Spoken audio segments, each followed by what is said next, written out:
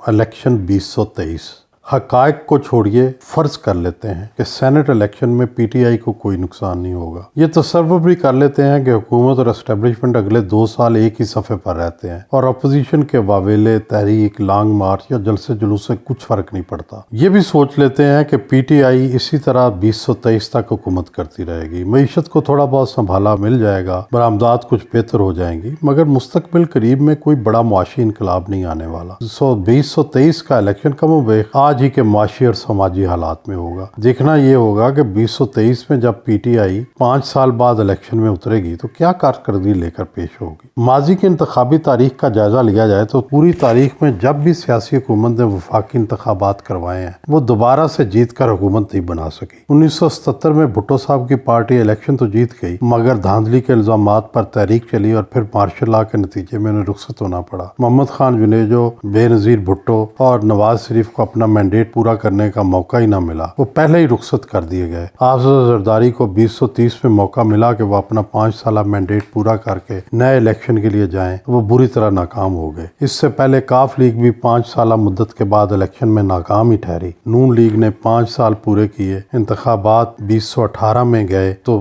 تحریک انصاف اکثریتی پارٹی بن گئی۔ غرضے کے ماضی میں کسی بھی برسر اقتدار پارٹی کے دوبارہ جیتنے کی مثال موجود نہیں ہے۔ تحریک انصاف کے پاس عوام کو دکھانے کے لیے نہ موٹر ویز اور نہ ہائی ویز ہیں، اور نہ بجلی یا دوسرے کارخانے، نہ کوئی لمبے چوڑے ترقیاتی منصوبے ہیں، اور نہ پانی اور گیس گھر گھر پہنچانے کی کوئی داستان۔ آج آ کے یہی کہا جائے گا کہ ماضی کے قرضے ادا کیے، خراب معیشت کو ٹھیک کیا اور ملک کو سیدھے راستے پر ڈال دیا۔ اس بیانیے پر لوگ کس حد تک یقین کریں گے اور کیا اس وعدے پر دوبارہ اعتماد کا ووٹ دیں گے کہ وہ بے روزگاروں کو روزگار دیں گے، 50 لاکھ گھر بنا کر دیں گے اور ایسا ماحول پیدا کریں گے کہ باہر سے آ کر لوگ پاکستان میں نوکری کریں گے، بیرون ملک پڑے اربوں روپے کے کالے دھن کو واپس لا کر سارا ملک کا قرض اتار دیں گے۔ نعرے، وعدے اور پھر ان پر عمل درآمد نہ کرنا تحریک انصاف کے لیے مشکل کا باعث بنے گا۔ 2.5 سال گزرنے کے باوجود ایسا نہیں لگتا کہ پنجاب کی سوچ تبدیل ہو گئی ہے۔ لاہور اور گجرانوالہ ڈویژن میں مسلم لیگ نون بھاری اکثریت سے جیتی تھی۔ راولپنڈی اور فیصل آباد ڈویژن میں نون لیگ کی کارکردگی خراب رہی۔ راولپنڈی میں تو یوں لگتا ہے کہ پی ٹی آئی کی نظریاتی لہر نے نون لیگ کو مستقل طور پر دبا دیا ہے، لیکن فیصل آباد میں ابھی کشمکش جاری ہے اور ہو سکتا ہے کہ نون لیگ پھر سے سر اٹھائے اور 2030 کے الیکشن میں پی ٹی آئی کا صفایا کر دے، کیونکہ فیصل آباد سے پی ٹی آئی کے جیتنے والے ٹکٹ ہولڈرز بشمول راجہ ریاض،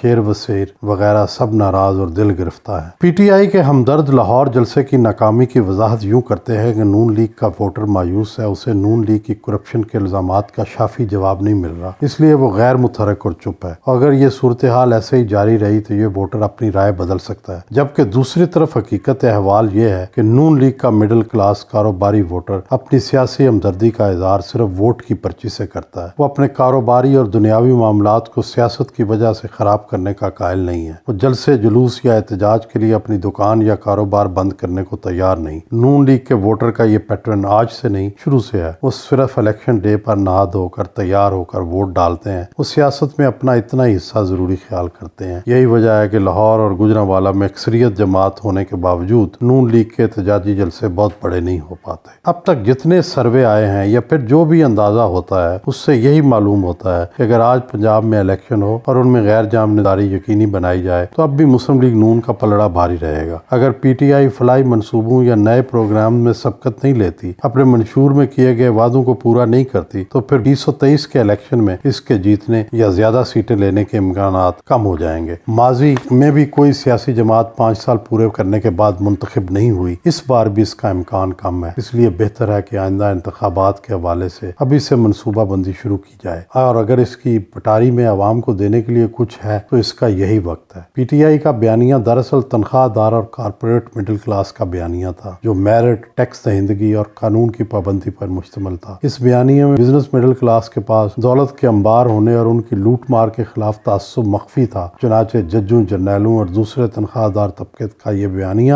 بزنس کلاس کے نمائندگان کو انجام تک پہنچا کے رہا، مگر وقت کے ساتھ ساتھ یہ بیانیہ اب کمزور ہو گیا ہے۔ دوسری طرف بزنس مڈل کلاس کو یہ احساس ہو گیا ہے کہ پی ٹی آئی کا یہ بیانیہ بالآخر بزنس کے لیے منفی ثابت ہو چکا ہے، اور جب تک یہ حکومت موجود ہے بزنس کلاس کے حالات بہتر نہیں ہوں گے۔ پی ٹی آئی اور دوسری جماعتوں کے لیے وقت تیزی سے گزر رہا ہے۔ آج انتہائی آسانی سے یہ پیشین گوئی کی جا سکتی ہے کہ اگلے 10 سال میں پاکستان کی ریاست مکمل طور پر بدل جائے گی، نئے چہرے اور نئے نام آ جائیں گے۔ انسانی زندگی کی حدود میں میری زندگی بھی محدود ہے اور اہل سیاست کی زندگی بھی۔ عمران خان 68 سال کے ہیں اور نواز شریف 71 سال کے۔ 2023 کے الیکشن میں عمران خان 70 سال کے ہوں گے اور نواز شریف 72 سال کے۔ دونوں لیڈروں نے اپنی پارٹی کے اندر کوئی ایسا میکنزم نہیں بنایا جو ایک مستقل بندوبست ہو اور ان کی عدم موجودگی میں اس سسٹم سے فائدہ اٹھایا جا سکے۔ اس لیے ہم ہو نہ ہوں اگلے 8-9 سال میں نئے سیاسی چیلنج ہوں گے، نئے سیاسی لیڈر ہوں گے، نئے سیاسی بیانیے ہوں گے، اور اس ساتھ ہی ساتھ ملک کو چلانے کے لیے پہلے سے بہتر اور اچھے پروگرام اور منشور بھی سامنے آئیں گے۔ یہ الگ بات ہے کہ 2023 کا جو الیکشن پی ٹی آئی اور نون لیگ کے درمیان ہوگا، اس فیصلہ کن جنگ کے بعد سیاست نیا رخ اختیار کرے گی۔ پیپلز پارٹی 2023 میں سندھ سے باہر نکل کر پنجاب میں بھرپور سیاست کرتی دکھائی نہیں دیتی۔ فرض کریں کہ پی ڈی ایم انتخابی اتحاد کی شکل اختیار کر لیتا ہے اور 2023 کے الیکشن میں ساری جماعتیں مل کر پی ٹی آئی کے مقابلے میں اترتی ہیں، تو پھر یہ ایک مارکۃ الآراء انتخاب ہوگا۔